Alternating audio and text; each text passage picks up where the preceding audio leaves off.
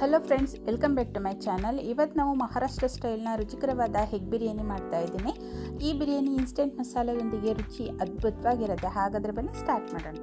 ಮೊದಲಿಗೆ ಇನ್ಸ್ಟೆಂಟಾಗಿ ಮಸಾಲೆನ ಪ್ರಿಪೇರ್ ಮಾಡ್ಕೊಳ್ಬೇಕು. ಇಲ್ಲಿ ಯಾವುದೇ ರೆಡಿ ಮಸಾಲೆನ ಬಳಸ್ತಾ ಇಲ್ಲ.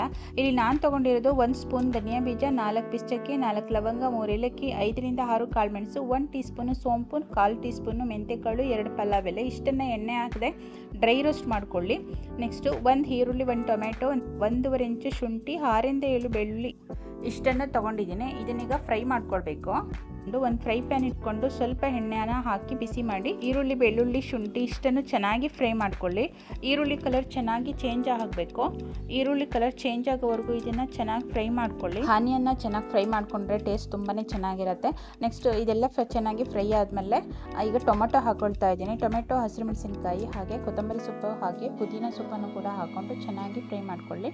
ಟೊಮೆಟೊ ಸಾಫ್ಟ್ ಆಗೋ ತನಕ ಫ್ರೈ ಮಾಡಿ ಇದನ್ನು ಪೂರ್ತಿಯಾಗಿ ತಣ್ಣಗಾಗೋದಕ್ಕೆ ಬಿಡಬೇಕು. ನೆಕ್ಸ್ಟು ಮೊದಲೇ ಹುರಿದಿಟ್ಕೊಂಡಿರೋಂಥ ಮಸಾಲೆ ಪದಾರ್ಥಗಳನ್ನೆಲ್ಲ ಮಿಕ್ಸಿಯಲ್ಲಿ ಗ್ರೈಂಡ್ ಮಾಡ್ಕೊಂಡಿದ್ದೀನಿ. ನೋಡಿ, ಈ ರೀತಿ ಪುಡಿ ಮಾಡ್ಕೊಂಡ್ಮೇಲೆ ಇದಕ್ಕೆ ಫ್ರೈ ಮಾಡ್ಕೊಂಡಿರೋಂಥ ಈರುಳ್ಳಿ, ಟೊಮೆಟೊನ ಹಾಕಿಬಿಟ್ಟು 1 ಸ್ಪೂನಷ್ಟು ಮೊಸರನ್ನ ಹಾಕೊಳ್ತಾ ಇದ್ದೀನಿ. ಹಾಗೆ ಒಂದ್ಸಲ ಇದನ್ನು ಗ್ರೈಂಡ್ ಮಾಡಿಕೊಂಡು ನೆಕ್ಸ್ಟು 1 ಸ್ಪೂನ್ ಕಾಯನ್ನು ಹಾಕ್ಕೊಂಡು ಗ್ರೈಂಡ್ ಮಾಡ್ಕೊಳ್ಳಿ. ಇದಕ್ಕೆ ಮೆಂತ್ಯ ಸೊಪ್ಪಿದ್ರೆ ಅದನ್ನು ಕೂಡ ಫ್ರೈ ಮಾಡ್ಕೊಂಡು ಹಾಕ್ಕೊಳ್ಬೋದು. ಇಲ್ಲ ಮೆಂತ್ಯ ಕಾಳನ್ನು ಸೇರಿಸ್ಕೊಂಡು ರುಬ್ಕೊಳ್ಳಿ. ಈಗ ನೆಕ್ಸ್ಟು ಕುಕ್ಕರನ್ನು ಇಟ್ಕೊಂಡು 2 ಸ್ಪೂನ್ ತುಪ್ಪ, 2 ಸ್ಪೂನ್ ಎಣ್ಣೆನ ಹಾಕ್ಕೊಳ್ತಾ ಇದ್ದೀನಿ. ಈಗ ಡೈರೆಕ್ಟಾಗಿ ನಾವು ರುಬ್ಬಿರುವಂಥ ಮಸಾಲೆ ಮಿಶ್ರಣನ ಸೇರಿಸ್ಕೊಂಡು ಇದನ್ನು ಲೋ ಫ್ಲೇಮಲ್ಲಿ ಇಟ್ಕೊಂಡು ಫ್ರೈ ಮಾಡ್ಕೊಳ್ಬೇಕು. ಈ ಟೈಮಲ್ಲಿ 1 ಪಲಾವ್ ಎಲೆ ಮತ್ತು 1 ಪೀಸ್ ಚಕ್ಕೆನ ಹಾಕ್ಕೊಳ್ತಾ ಇದ್ದೀನಿ. ಫ್ಲೇವರ್ ಚೆನ್ನಾಗಿರುತ್ತೆ.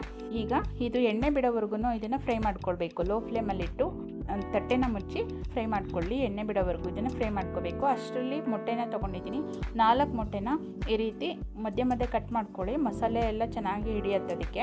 ನೋಡಿ, ಈ ರೀತಿ ಎಣ್ಣೆ ಬಿಡೋವರೆಗೂ ಫ್ರೈ ಮಾಡಿಕೊಂಡ್ರೆ ಟೇಸ್ಟ್ ತುಂಬಾ ಚೆನ್ನಾಗಿರುತ್ತೆ. ನೋಡಿ, ಈ ರೀತಿ ಚೆನ್ನಾಗಿ ಎಣ್ಣೆ ಬಿಡಬೇಕು. ಈಗ ಮೊಟ್ಟೆನ ಹಾಕ್ಕೊಳ್ಳೋಣ. ಹಾಗೆ ರುಚಿಗೆ ತಕ್ಕಷ್ಟು ಉಪ್ಪನ್ನು ಸೇರಿಸಿ ಇದನ್ನು ಚೆನ್ನಾಗಿ ಮಿಕ್ಸ್ ಮಾಡ್ಕೊಳ್ಳಿ. ಈಗ ಇದಕ್ಕೆ ನೆನೆಸಿಟ್ಟಿರುವಂಥ ಅಕ್ಕಿನ ಹಾಕ್ಕೊಳ್ತಾ ಇದ್ದೀನಿ. ಅಕ್ಕಿನ ಹಾಕಿ ಚೆನ್ನಾಗಿ ಒಂದ್ಸಲ ಮಿಕ್ಸ್ ಮಾಡಿಬಿಟ್ಟು ಈ ಟೈಮಲ್ಲಿ ಉಪ್ಪು ಖಾರ ಏನಾದರೂ ಕಡಿಮೆ ಇದ್ದರೆ ಇದನ್ನು ಅಡ್ಜಸ್ಟ್ ಮಾಡ್ಕೊಳ್ಬೋದು. ನಾನು ಸ್ವಲ್ಪ ಖಾರ ಕಡಿಮೆ ಇತ್ತು ಅಂದ್ಬಿಟ್ಟು ಸ್ವಲ್ಪ ಖಾರದ ಪುಡಿನ ಹಾಕ್ಕೊಂಡಿದ್ದೀನಿ. ಈಗ ಮೇಲೆ ಸ್ವಲ್ಪ ನಿಂಬೆ ರಸನ ಹಾಕ್ಕೊಂಡು ಚೆನ್ನಾಗಿ ಒಂದ್ಸಲ ಮಿಕ್ಸ್ ಮಾಡಿ ಈಗ ಲಿಡ್ ಕ್ಲೋಸ್ ಮಾಡಿ 1-2 ವಿಷಲ್ ಇದನ್ನು ಕುಕ್ ಮಾಡ್ಕೊಳ್ಬೇಕು. ನೋಡಿ, 2 ವಿಷಲ್ ಆದಮೇಲೆ ಇದನ್ನು ತಣ್ಣಗಾಗಕ್ಕೆ ಬಿಡಬೇಕು. ಪೂರ್ತಿಯಾಗಿ ತಣ್ಣಗಾದ್ಮೇಲೆ ಇದನ್ನು ಓಪನ್ ಮಾಡ್ಕೊಳ್ಬೇಕು. ನೋಡಿ ಎಷ್ಟು ಚೆನ್ನಾಗಾಗಿದೆ ಅಂತ. ನಾನು ಆಲ್ರೆಡಿ ನನ್ನ ಚಾನಲಲ್ಲಿ 2 ಟೈಪ್ ಹೆಗ್ ಬಿರಿಯಾನಿ ಮಾಡೋದು ಹೇಗೆ ಅಂತ ಶೇರ್ ಮಾಡಿದ್ದೀನಿ. ಇದು ಮಹಾರಾಷ್ಟ್ರ ಸ್ಟೈಲು, ತುಂಬಾ ಚೆನ್ನಾಗಿರುತ್ತೆ. ಟೇಸ್ಟ್ ತುಂಬ ಅಂದರೆ ತುಂಬಾ ಡಿಫ್ರೆಂಟಾಗಿರುತ್ತೆ. ಈಗ ನೋಡಿ, ರುಚಿಕರವಾಗಿ ಮಹಾರಾಷ್ಟ್ರ ಸ್ಪೆಷಲ್ ಹೆಗ್ ಬಿರಿಯಾನಿ ರೆಡಿಯಾಗಿದೆ. ನೀವು ಕೂಡ ಟ್ರೈ ಮಾಡಿ ಹೇಗಿತ್ತು ಅಂತ ಕಮೆಂಟಲ್ಲಿ ಹೇಳಿ.